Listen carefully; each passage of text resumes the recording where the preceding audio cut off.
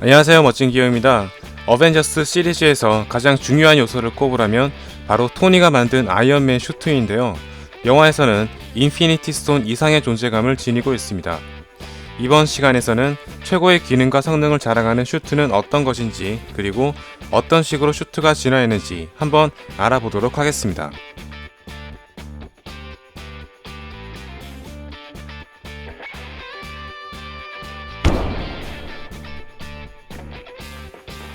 아이언맨 슈트 중 최초로 휴대 가능한 장비가 개발되기 시작했습니다. 레이싱을 즐기던 도중 공격당한 토니를 도와주기 위해 페퍼가 필사적으로 던진 가방이 바로 이것입니다. 발로 밟는 것만으로도 폭풍 간지를 뿜어내며 장착이 가능한데요. 방어력을 포기하고 휴대성의 모든 기능을 쏟아 부었을 정도로 이 플래시의 공격에 여기저기 망가지는 모습을 볼 수 있습니다. 휴대성의 모든 기능을 쏟은 만큼 공격 수단은 리펄서 빔이 전부인 것으로 보이며 비행 기능은 찾아볼 수 없었는데요. 오로지 근접전으로 승부를 보는 슈트라고 볼 수 있습니다.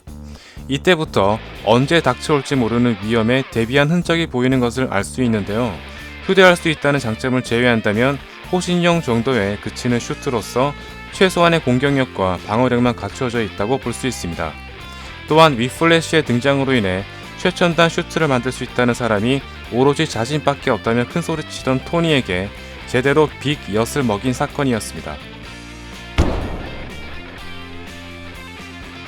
48개의 칩을 몸속에 이식해 컨트롤하는 특징을 지니고 있으며 최초로 원격 컨트롤 기능과 파츠별 탈 부착 방식을 선보였습니다. 마크 5에 이어서 탈 부착하는 과정과 편의성이 점점 업그레이드 되어가고 있는 것을 볼 수 있습니다. 어벤져스에서 핵미사일을 날린 후 토니의 강박 증세를 여실히 보여주는 슈트로서 아직 비행 테스트도 제대로 진행되지 않은 불안정한 슈트지만 오늘날 완성된 나노 슈트에 가장 많은 영향을 끼친 슈트입니다. 영화 초반에는 제대로 날 수 없었으나 자비스의 프로그램이 완료된 후에는 비행이 가능했으며 테스트 차원에서 만들었다고 할 정도로 작동되는 무기는 리펄서 장치가 전부였습니다. 직접 미사일을 날려 리펄서 빔을 맞추는 식으로 적을 처리했습니다. 하지만 원격 컨트롤을 이용해 비행에서 떨어지는 사람들을 구조하거나 폭발물로부터 페퍼를 구조하고 킬리안과 함께 자폭하며 큰 데미지를 주는 등 최고의 활약상과 명장면을 만들어낸 슈트입니다. 참고로 제가 가장 애착이 가는 슈트입니다.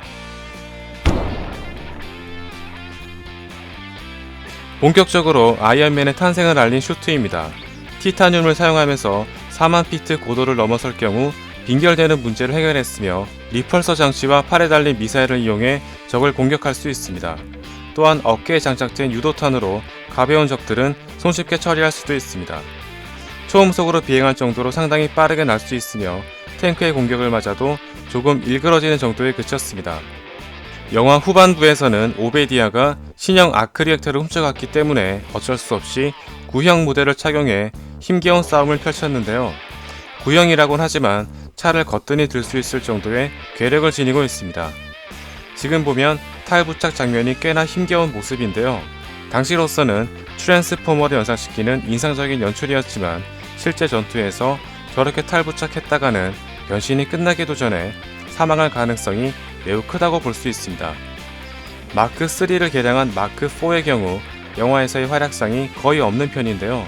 도넛 가게 위에 올라가거나 파티 코스프레 복장으로 사용되는 등 워머신과 싸우는 장면을 제외한다면 거의 전투 장면이 없기 때문에 아쉽지만 순위에서 제외되었습니다.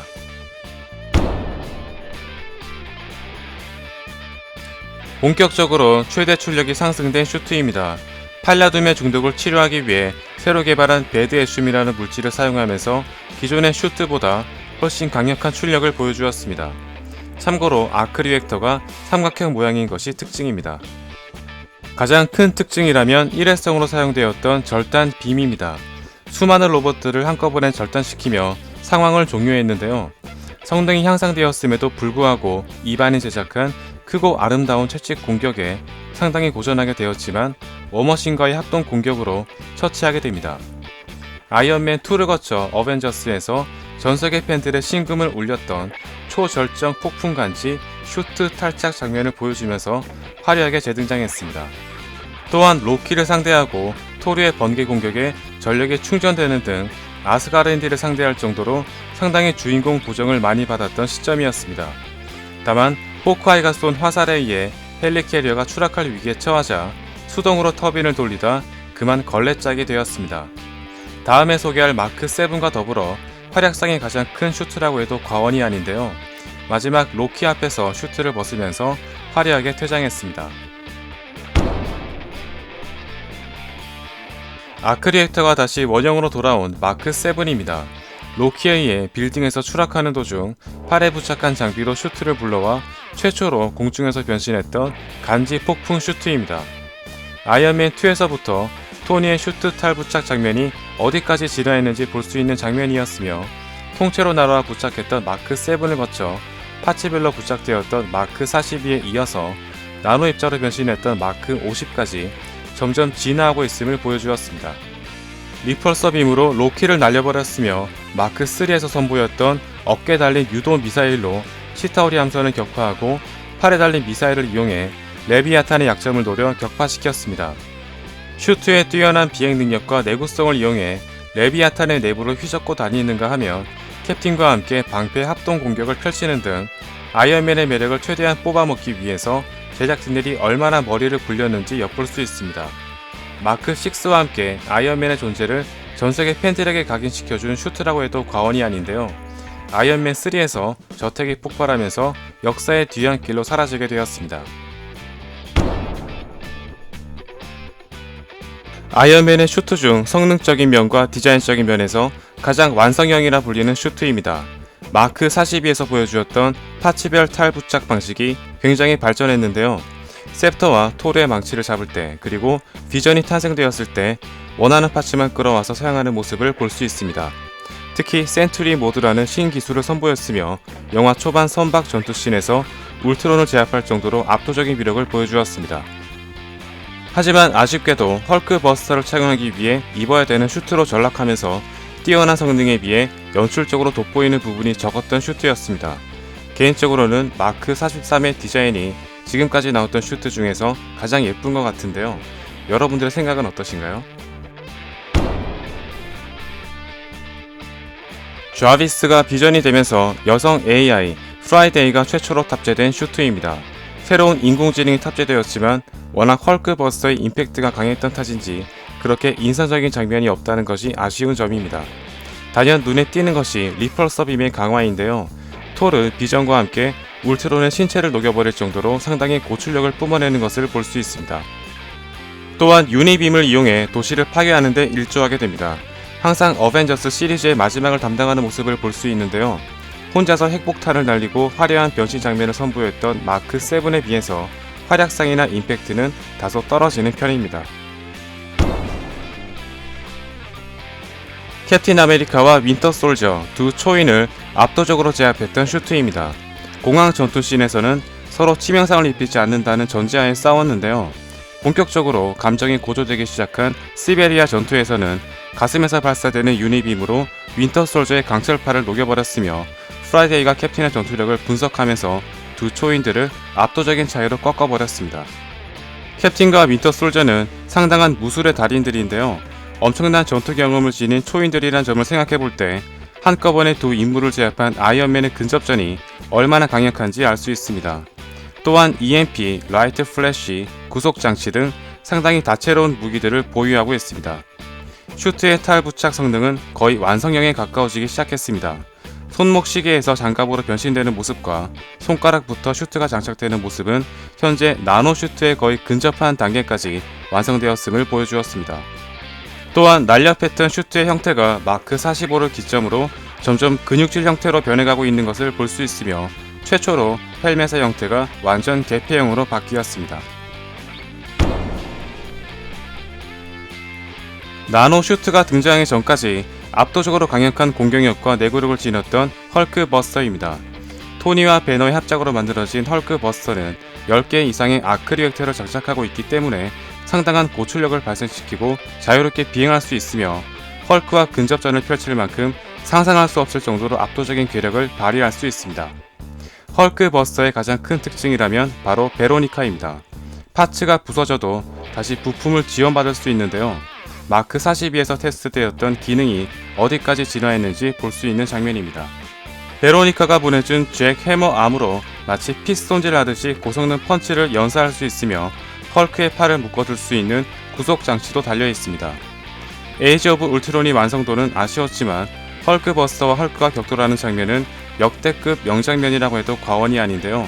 당시 최강의 존재였던 헐크를 기절시키며 주인공 보정이라는 것이 무엇인지 제대로 보여준 슈트였습니다. 아이언맨 슈트를 착용한 상태에서 변신했던 기존의 헐크 버스터와는 달리 맨몸 상태에서 착용했던 인피니티 워의 마크 49의 경우에는 인상적인 모습을 보여주지는 못했습니다. 아웃라이더의 무차별 공격에 거의 찢겨질 위기에 처했으며 컬 업시디언에 의해 한쪽 팔이 뜯겨져 나갔습니다. 다만 뜯겨진 팔을 컬 업시디언에 장착해 와칸다 보호막을 이용해 폭파시키며 큰 활약을 보였습니다. 전반적으로 토니가 만든 슈트 중 최강이라고 해도 과언이 아닌데요. 과연 타노스와의 대전에서 또 한 번 등장할지 기대되지 않을 수 없습니다. 지금까지 만든 토니의 모든 슈트를 뛰어넘을 정도로 극한의 오버 테크놀로지를 선보인 나노 슈트입니다. 블랙팬서의 슈트보다 훨씬 오버 테크놀로지인데요. 슈트의 휴대성과 변신 시간이 굉장히 간편해졌을 뿐만 아니라 슈트 자체에서 즉시 무기를 생성할 수 있습니다. 방패, 칼, 보조 출력 장치, 비행 추진기, 캐논, 구속구, 소형 미사일 등 수많은 무기와 장치들이 생성되는 말도 안 되는 모습을 볼 수 있으며 양팔과 다리를 변형시켜 공격력을 극대화시키는 등 지금까지 그 어떤 곳에서도 볼 수 없었던 미친 듯한 전투력을 보여주었습니다. 심지어 파괴된 부위가 다시 재생되고 다른 부위의 입자를 끌어와 공격하는 등 임기응변적인 면에서 굉장히 탁월한데요. 마크 5와 마크 42 그리고 마크 46을 거치면서 슈트의 휴대성과 탈부착 방식의 최종 진화 단계라고 볼 수 있으며 베로니카를 통해 부서진 파츠를 보강했던 방식을 나노 입자를 통해 스스로 해결한 모습까지 볼 수 있습니다. 마치 헬렌조의 기술력이 포함된 것 같은 자가 치료 시스템까지 갖추고 있는 등 그야말로 더 이상 진화된 슈트는 없다고 해도 과언이 아닙니다. 과연 타노스와의 최종 결전에서 어떤 슈트를 선보일지 정말 기대되지 않을 수 없습니다. 아쉽게 전투 장면이 없었던 마크 47은 순위에서 빠지게 되었습니다. 마크 42에서부터 원격 컨트롤이 가능했는데요.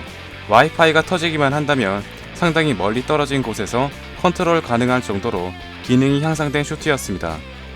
카마르타지에서도 쓸 수 있겠는데요. 지금까지 최고의 성능을 지닌 아이언맨 슈트였습니다. 이제 내년에 개봉될 어벤져스 4에서 궁극의 슈트가 등장할 것으로 보이는데요. 과연 페이즈 4에서도 아이언맨 슈트를 계속 볼 수 있을지 지켜봐야 될 것 같습니다. 다음 시간에도 재미있는 리뷰로 돌아오겠습니다. 감사합니다.